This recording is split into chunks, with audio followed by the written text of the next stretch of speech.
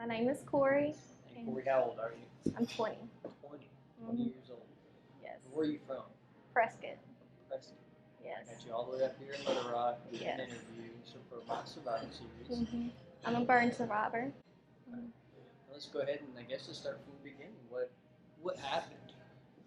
Well, whenever I was 6, I had just got out the shower and I had my dad's white T-shirt on. Well, they were all watching a movie in his room. Well, I wanted to watch my little show, The Little Ponies. So I went into the living room and I was watching that, and we had an open fireplace. And I got too close to the fireplace because I was cold, and my shirt caught on fire and it engulfed in flames. And I remember screaming, and then my dad came in, and then it was all a blur from there. Over 40% of my body. 40%. Mm-hmm. What do you remember after that? I remember going in the hospital, and I had to miss school. Well, I remember all my classmates from Clinton Primary um, wrote me a whole bunch of cards and just sending their love up there to me. Did you have to come to Little Rock, the Children's Hospital, for any of your treatment? Yeah, I stayed in Children's for about 2 months. Okay. And then for rehab, they had me go to the Ronald McDonald House, and I stayed there for a month and a half. Yeah. Yeah, I had to go through a couple skin grafts. That was probably the worst part of it all because they're taking live skin that was not burned and actually trying to use your skin to heal your burned skin. And it's just like they're just, I don't even know, like a cheese grater practically. Yeah, I remember that was painful, but after that it just went a blur after they did all the skin grafts. They usually had us knocked out for some of the time, not most of the time. And then my pinky was burned really bad, so it was burnt like it was almost a 90-degree angle. Well, they gave me the decision at at 6 if I wanted to keep my finger or go ahead and cut it off. Well, I went ahead and cut it off. I know Mr. Hickerson was my doctor. I think I was one of his last patients with him, and he was a great doctor. Did you do the skin grafts when you were 6, or did they have to do that later on down the road? No, they went ahead and did that at 6. Okay.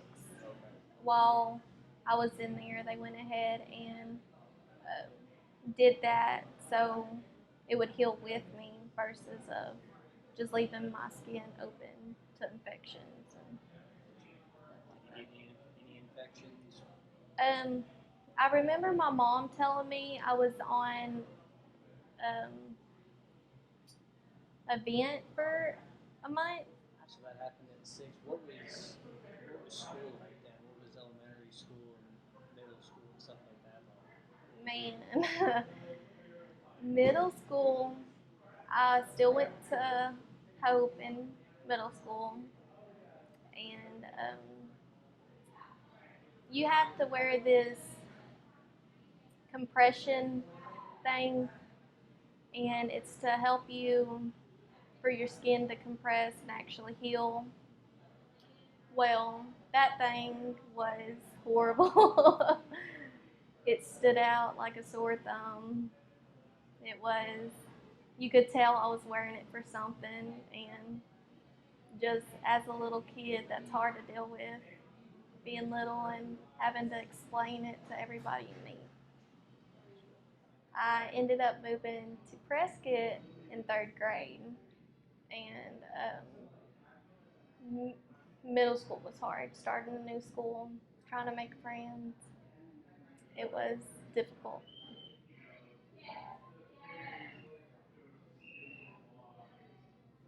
Well, really, after you've grown up from 3rd grade, and you get up to high school. In Prescott, was 7th grade. We got to be a part of the high school in a different building. But since you've grown up with them since 3rd grade, everybody kind of, it's a small town, so everybody's already asked or everybody already knows. So that kind of helped. And I think I wore like long sleeves like as long as I could. Like even through summer where it was 100 degrees, I think I wore long sleeve shirts or jackets or pants. Yeah, with because you can't wear shorts or you can't wear tank tops without somebody. Oh well, you got these scars. How'd you get it? Or just making fun of you because you don't look right in it. So fashion was always a challenging thing, but you get a lot of good friends to along. I made my best friend actually in 3rd grade. We were best friends, and we're still best friends till today. But she's helped me through a lot. So now we're in college.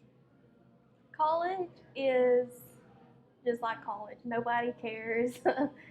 College is you go to class, get your work done, and try to leave as soon as you can. So college is not bad at all. You would have people ask, well, what happened? If that's okay to ask, and well, you tell them, and eventually you get to a point where you have a short story of what happened, and you don't go into much detail. And then you always have the typical response like, "Oh, I'm sorry," or, and that's just you can't do nothing about it with the "I'm sorry." So I'm always like, "Well, it's not your fault. It's just it happened. It made me stronger. It made me very looking at a different point of life." So what were you studying in college? Okay, well, I changed my um, degree. I was going for LPN to the transition to RN. That was a lot of work. And I was ready to be done with school. So I had my certificate in phlebotomy, and have a certificate in where I can work in medical lab. And that's pretty cool. Do you have a goal as far with that, or is there something you're wanting to do in the medical field? Well, just working at any hospital would be awesome. My, Is there a certain area that you want to do? yeah, I would.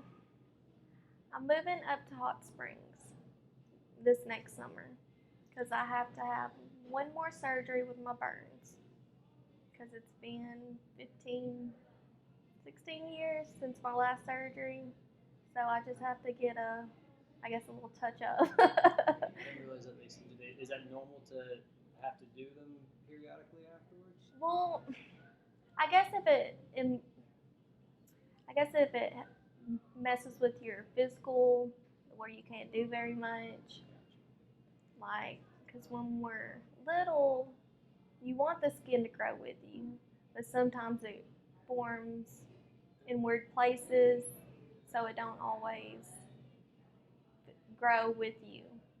What made you want to get into the medical field? Children's.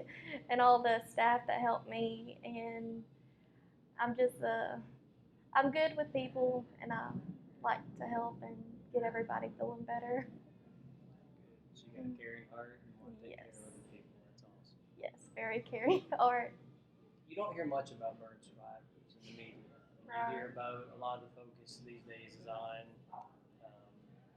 drug addiction or any number of other things that I guess are more common, but you really don't hear about any programs for burn survivors. So what kind of programs have you taken part in? Well, the main program would be Children's Hospital, which they have a Camp Sunshine, and it's for burn survivors from 4 and up. Like I've been going there since I could, so about 7, and I've went there every year, and now I'm a counselor there. So it's always good giving back to the little kids that are coming in, giving them an experience like we had, of where it was just complete fun. Nobody asked. You were around everybody who was like you, so it was pretty awesome. Do you know of any other programs? No, I honestly really don't. I think this is the only one I know of is Camp Sunshine, and you really don't hear from that unless you're either in children's or somebody that's been going to children's tells somebody about it. So, yeah, it's not very known if you don't know what it is. What kind of programs do you think would be beneficial? Obviously, there's not enough of them. Mm-hmm. What did you like, and what you, I guess, maybe dislike? But what would be some things that you would like to see program wise for burn survivors? I would like to see like a support group, like going to different towns or going to, you have these group of people who just go different places, hear everybody's story, and just reflect on how lucky you guys are on surviving. And because some people don't make it out, and some people are way worse. So even if you're a burn survivor, you're still looking at the other burn survivors and say, oh man, I'm lucky. What would be your words of encouragement to a kid that's gone through something like that? Just embrace it. It's part of you. Um, that you should be happy in your own skin, even if it don't look like everybody else's. To just have a happy outlook on life. Is there a way that adults or even parents that have kids, obviously Right. kids say, I got a 7-year-old son, he says some off stuff. So,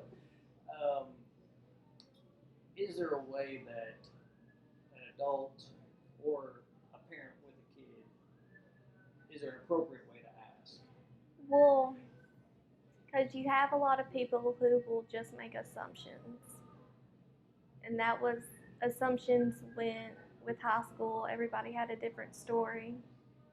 It doesn't matter how many times you tell it. But just ask, just if you don't mind me asking what happened, because 9 times out of 10 we don't mind sharing because we're comfortable in our skin now and we just don't think nothing about it. But what gets us is if you're just pointing and whispering, then that kind of, we would rather you ask than just assume the worst. So just we're all the same, just different skin. So I think that our scars make us into what we are. So it depends on how you address it and how you feel about it. But I feel like your scars should tell a story and you should embrace the story.